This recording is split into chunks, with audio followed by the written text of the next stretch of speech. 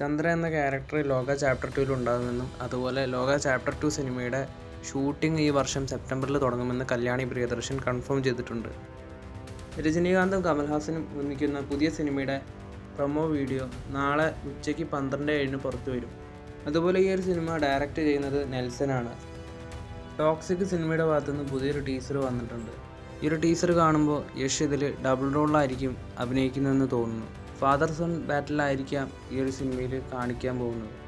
യഷിൻ്റെ ബിയേർഡില്ലാത്ത look വളരെ interesting ആയിട്ട് ടീസറിൽ തോന്നി. എന്തായാലും ബ്ലഡി വയലൻസ് ഉള്ള സിനിമ തന്നെയാണ് ടോക്സിക്. മാർച്ച് 19-നാണ് സിനിമയുടെ റിലീസ്.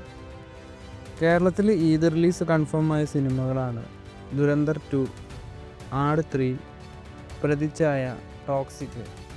കൈതി 2ൻ്റെ നിർമ്മാതാക്കളായ ഡ്രീം വാരിയർ പിക്ചേഴ്സ് ഇപ്പോൾ ഒരു ടീസർ സെൻസർ ചെയ്തിട്ടുണ്ട്.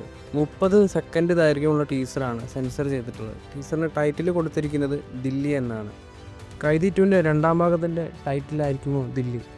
എന്തായാലും ടീസർ കാണാനായിട്ട് കാത്തിരിക്കാം. സന്തോഷ് ട്രോഫി എന്ന സിനിമയ്ക്ക് ശേഷം വിപിൻ ദാസ് അടുത്തതായിട്ട് നിവിൻ പോളി ചിത്രമായിരിക്കും ഡയറക്റ്റ് ചെയ്യാൻ പോകുന്നത്. ഈ ഒരു സിനിമയുടെ ഒഫീഷ്യൽ അനൗൺസ്മെൻറ്റ് ഉടനെ ഉണ്ടാകുമെന്നാണ് പറയുന്നത്. അതുപോലെ ഈ ഒരു സിനിമയുടെ ഷൂട്ടിംഗ് ഈ വർഷം ഒക്ടോബറിൽ സ്റ്റാർട്ട് ചെയ്യുമെന്നാണ് പ്രതീക്ഷിക്കുന്നത്.